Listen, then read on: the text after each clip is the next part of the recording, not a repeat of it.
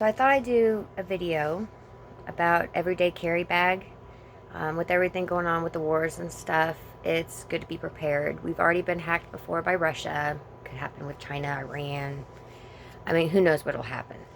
I work in the city, and we have to be prepared um, in case we have to walk home. If there's an EMG attack, uh, who knows what's going to happen.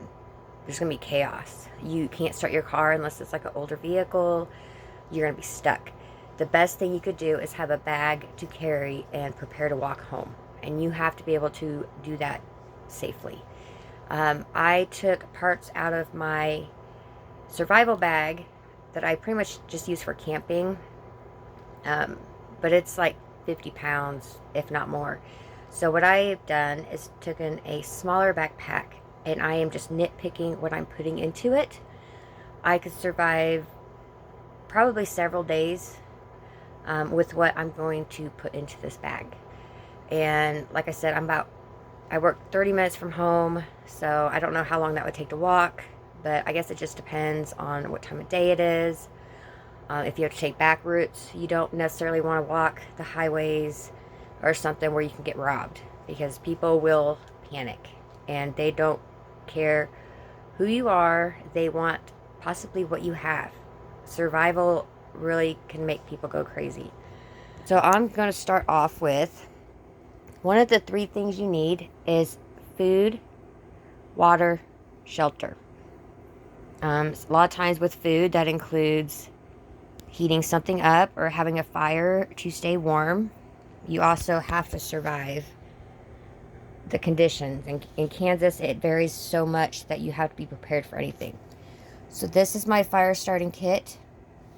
I will start with this. This is a flint and steel. You just get at Walmart. That's never happened before. It's normally pretty good. It's just a Gerber. There's better ones out there. This just kind of suits us for now, until we can afford something better. These are pretty cheap. But all you do is you just strike that at an angle, and it will fly off sparks. What you do ahead of time, what I like to do is, this is my camping fire starter box. I have cotton balls with Vaseline all over them. This, you can pull this apart, spread out into some wood. This will light right after getting a spark from that little guy right there. So these are great fire starters. Here I have just chunks of the slippery elm. You could actually use the same tree as rope. It's also medicinal for like coughs, bronchial issues, but it's great at fire starting too. And so this is my big waterproof fire starting box. For the everyday carry bag, I'm just going to have this. I'm going to have some of these. I'm going to put in a bag. Hopefully it doesn't get wet or anything. Put these in a baggie. And then I have this thing, which is pretty cool. Let's see if I can get this off. So this is Gerber as well. The nice thing about it, it's got the mirror to help start a fire, and it's got a magnifying glass. The mirror also works as a signaling device, in case you need it. If you're trying to get home and there's a bunch of crap going on, I don't think you want to signal for help. But it's got a grater on it for sticks to allow for some little kindling and stuff. So if it's like a dry day and you're walking, trying to get to your house, shred up some sticks while it's dry, because you never know, in Kansas it could rain or snow the next day. I keep this, normally with sticks in it, into this container to help keep it waterproof, because I also realized that the little shreds, they leak out of this, so they will get all over your bag. I also put in some matches just in case. I'll probably put a lighter in there. Alright, so that's for the fire. And for cooking, I have this BioLite stove. It is $120. It folds up into just a little thing. The feet fold in. The feet I just folded out for support to show you guys. So this pretty much goes in there. And then what you'll do, well, something like that. Sorry. You have to pull the legs in to get this to sit flat. But this little stove will take just wood chunks. Anything that will burn. It will provide fire to heat something up with. What's nice about this is that there's a battery inside here that charges with heat. And so the hotter it is in there, there's a little fan that you can control right there by pushing this button to make the flames even hotter, which will charge the battery in here even faster. And then you could charge your phone in there. That's a USB plug right there. So you could literally charge your phone off of heat from just burning sticks. And I love it because the fan really gets the fire hot and charges this battery even more. They also have a kettle version for boiling water. The way I see it though, as long as you got something to boil and this, you're good. You can boil water. So this is great. They also have attachments for a big, like a grill, like a charcoal grill that could sit there to put bigger pots. This is what I normally cook because I'm trying to go lightweight. I took the 2 green cups out. I don't need them. I'm not sharing. I just need one big pot of food. So this actually sits just right up there perfect. We have a bigger pot too, but it's so heavy we only use it for camping. So took the green cups out of there to save on weight, because again, who knows how long you're going to be walking, trying to get home. You got to worry about people trying to steal your stuff. This will be my utensil. Very simple. It's a bottle opener, but I don't need that. I will also have a bigger spoon just for stirring in the pot, the food. So that's kind of cool. Here's one of the meals I'm going to be carrying. Chicken fried rice. These have went up in price. They're about $9 now. Also have a beef and ravioli MRE. This is an Illinois bundle flower seed pods. They grow on our land. They're also all over Kansas. Little frilly, pretty leaves, big bunches of white flowers. You'll just see some crazy round seed pods. These are high in protein. I could literally take just a part of this and be good for the day. Just add it to my meal. Has as much protein as soy. And it's very lightweight. There's other meals you can make with a dehydrator that I've tried myself. They actually taste fresh. So you can prepare for that. Any meals that you think would taste good or be beneficial.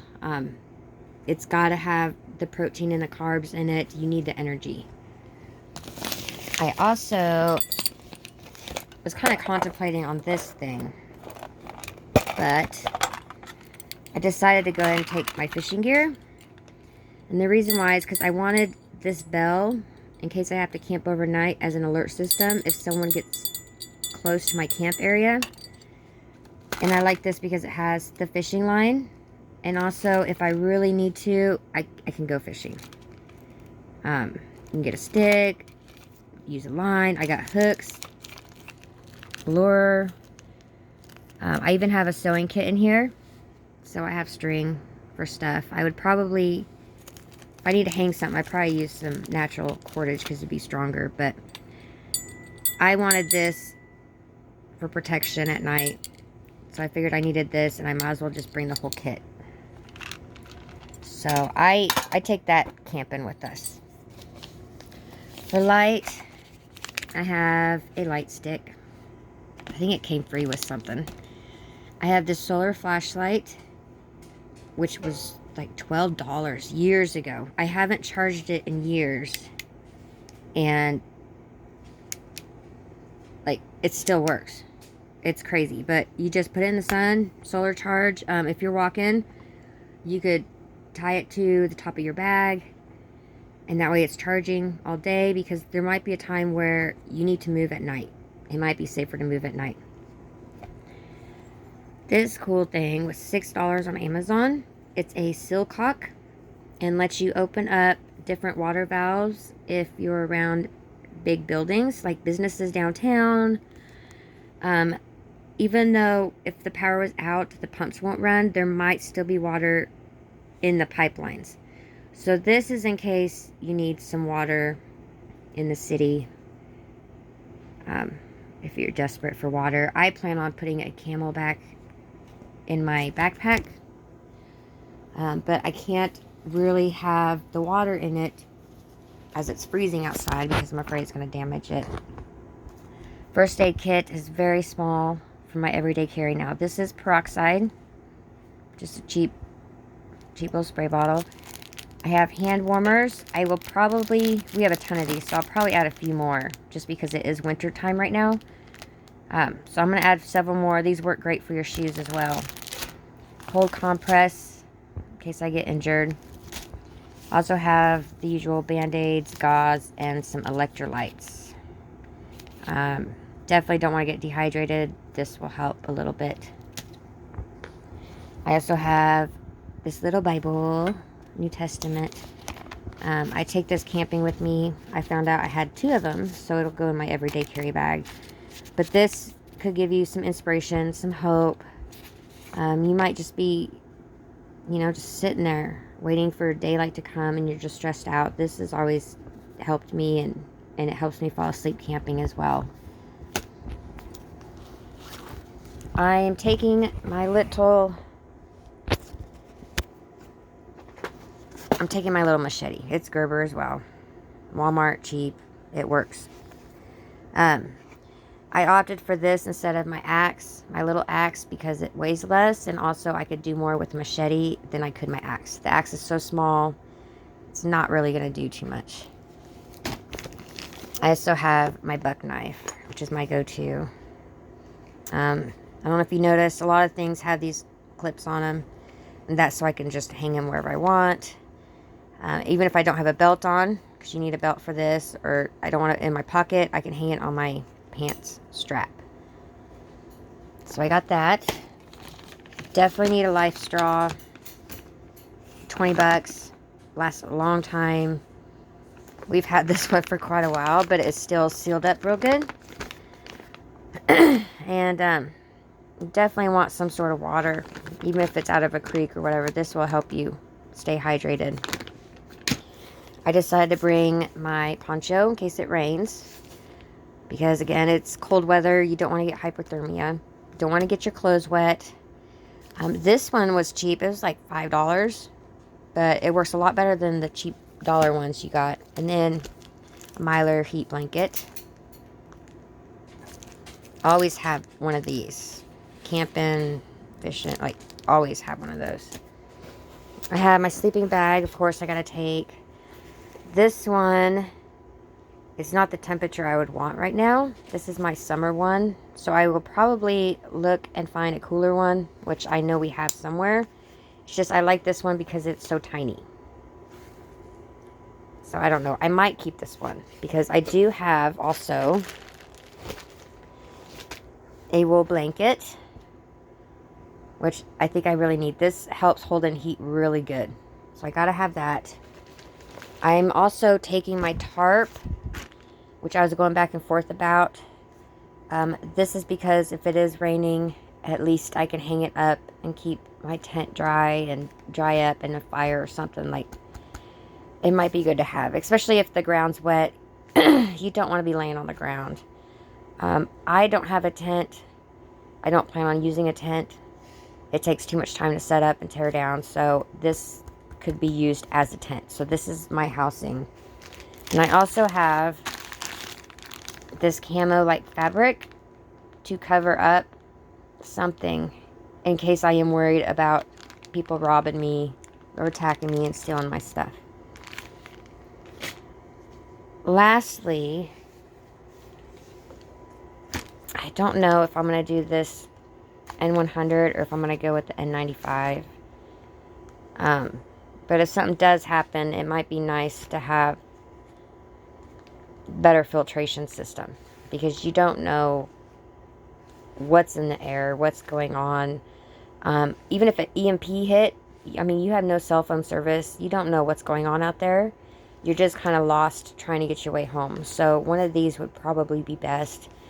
It'd be perfect if you had an extra set of these, but the whole point is to just get home. So you have like 1 day, 2 days, get home. So you might not even stay the night, or you might have to because you're just so exhausted. It just kind of depends on where you live and where you're at when the time hits. So that's going to be part of my bag in case something happens. It'll be with me at all times. I'm sure there's some things I'm missing that I'll think of. But for now, that's all I have. And it's a pretty good start.